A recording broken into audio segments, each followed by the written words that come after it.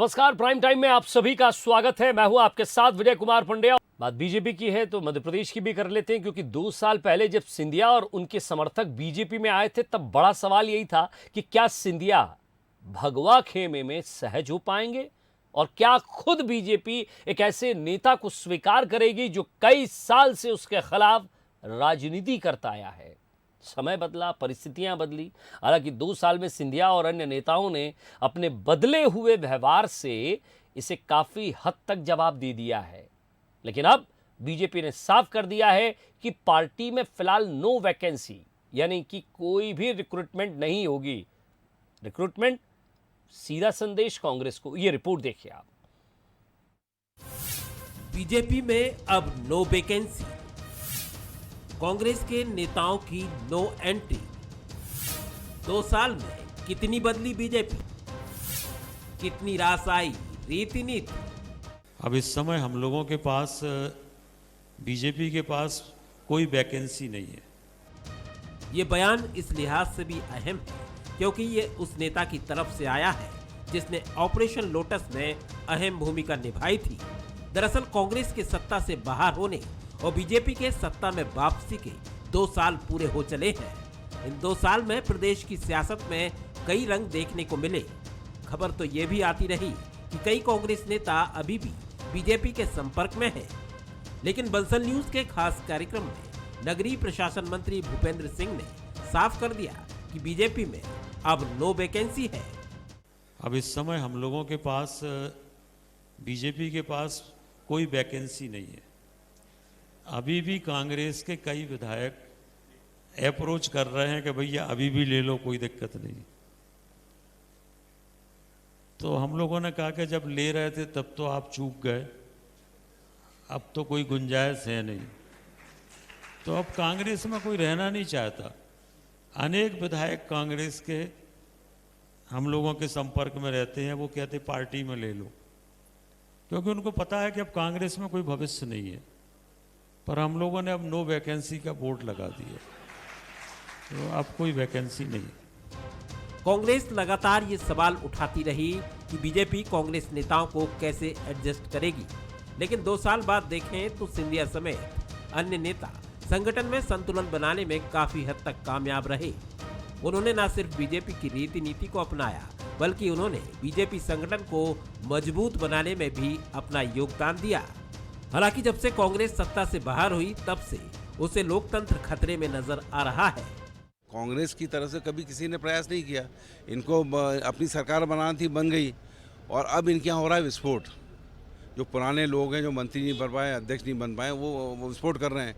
तो इसलिए घबराहट में है भारतीय जनता पार्टी। और ये मान के चलना कि 2023 में ये एंट्री बोर्ड लगाएं, नो एंट्री बोर्ड लगाएं, कुछ भी कर लें, 2023 में कमलनाथ जी के नेतृत्व में कांग्रेस की सरकार बनेगी। भले ही कांग्रेस कुछ भी कहे, लेकिन बीजेपी में शामिल कांग्रेस नेताओं ने संगठन में बैलेंस बनाकर रखा। इसका ही नतीजा है कि कांग्रेस नेता बीजेपी में घुल मिल गए। अब बीजेपी का संगठन और मजबूत नजर आता है, लेकिन फोकस मिशन 2023 पर है। साथ ही बीजेपी ने पार्टी में नो वैकेंसी का बोर्ड भी लगा दिया है। Bureau report, Bansal news. चलिए में बरेली की बात करते हैं। मध्य प्रदेश के बरेली में 38 घंटे बाद भी नाबालिग का शव नहीं मिला है। अंधेरे के कारण रेस्क्यू रोका गया है। आपको बता दें कि होशंगाबाद पुलिस और रायसेन पुलिस दोनों ही पुलिस जांच कर रही है। नर्मदा नदी में गोताखोर भी लगातार शव को ढूंढ रहे हैं, लेकिन शव नहीं मिला है।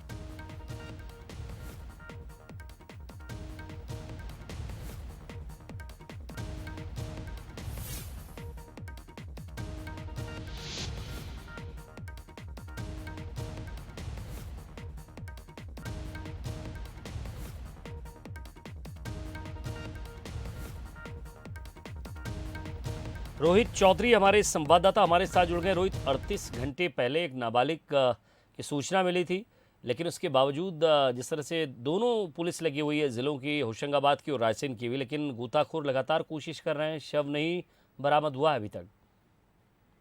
जी विजय मैं आपको बता दूं, लगभग 48 घंटे बीत चुके हैं, जिसके बाद भी अभी भी कोई भी सफलता नहीं मिली है। रेस्क्यू टीम को लगातार रेस्क्यू ऑपरेशन जारी था कल से, लेकिन अभी देर शाम अंधेरा होने जाने के कारण रेस्क्यू रोक दिया गया है। आखिर बच्चा कहां गुम हो गया और अभी तक क्यों नहीं मिल पा रहा, एक यह संशय विषय बना हुआ है। रायसेन कलेक्टर अरविंद दुबे, एसपी विकास साहिबाल लगातार हर मूवमेंट पर नजर बनाए हुए हैं। आज वह घटना स्थल पर स्वयं वो पहुंचे और उनने प्रशासन को आवश्यक दिशा निर्देश भी दिए हैं। रायसेन और पिपरिया की पुलिस लगातार सर्च ऑपरेशन कर रही है। एनडीआरएफ टीम भी लगातार रेस्क्यू किया है। दिन भर उसने रेस्क्यू जारी रखा, लेकिन इसके बाद भी उन्हें कोई सफलता हाथ नहीं लगी। हालांकि स्थानीय प्रशासन ने ग्राम ग्राम सूचना दी है। नर्मदा तक के जितने भी नर्मदा से किनारे, चलिए रोहित, आप नजर बनाए रखिएगा, आपसे अपडेट लेते रहेंगे। बहुत बहुत शुक्रिया इस तमाम बातचीत के लिए।